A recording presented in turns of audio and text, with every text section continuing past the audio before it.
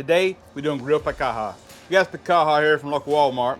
I'm gonna say we're gonna trim this thing up a little bit. We're gonna slice it into steaks. We're gonna put some seasoning on it. We're gonna put it in the refrigerator, let it marinate a little while. Then we'll cook on a Recteq 380. This will be some really good eating. So stick around, let's get to prepping so we get to cooking.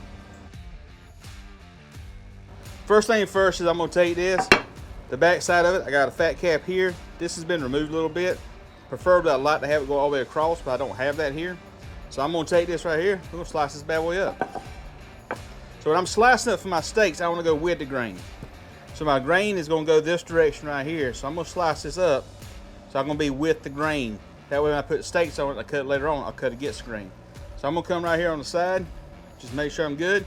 I'm come on the edge over here and cut me some steaks right here. I'm gonna go about 3/4 inch thick steaks right here.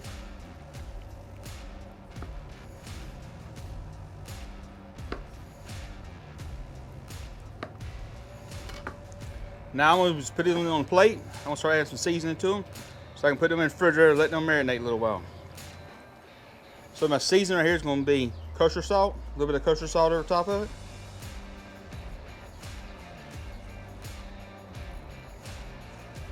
Black pepper. Got a little bit of Judge here. This is a garlic pepper rub. I'm gonna come across it real lightly.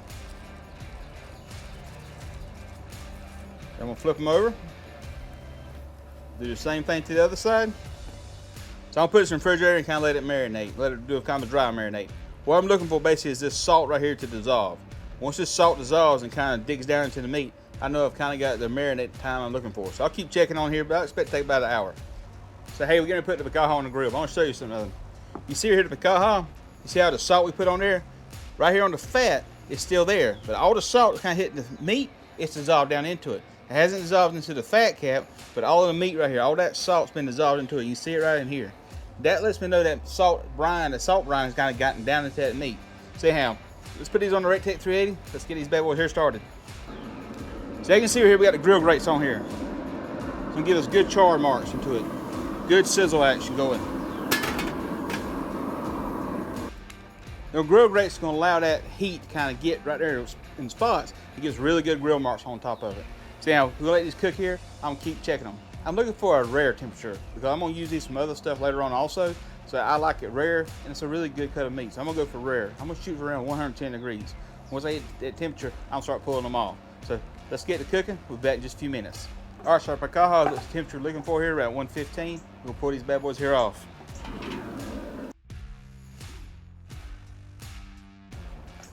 As you can see right here, you see the picanha. Got a little grill marks on it. We weren't cooking at a high temperature. We're doing more of a low and slow temperature, 350 degrees. It's still got a lower slow than I get to sear I would when I was trying to do a hot and fast grill.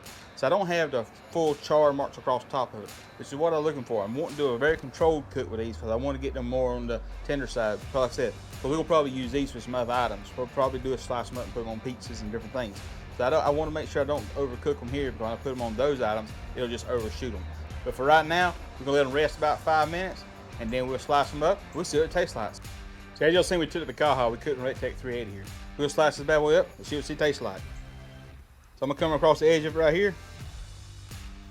Cut me a little bit of an angle. Cut me some good slices into it. You can see it's good, medium rare in there. Good, got good fat on there. See what this bad boy tastes like.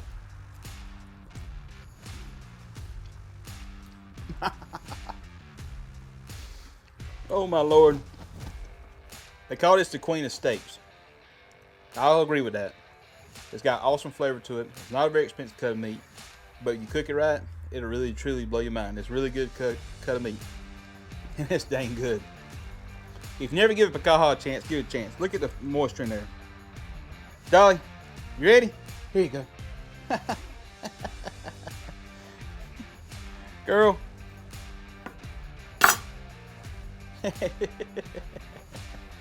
Dolly liked it. I reckon Dolly liked it. You will too.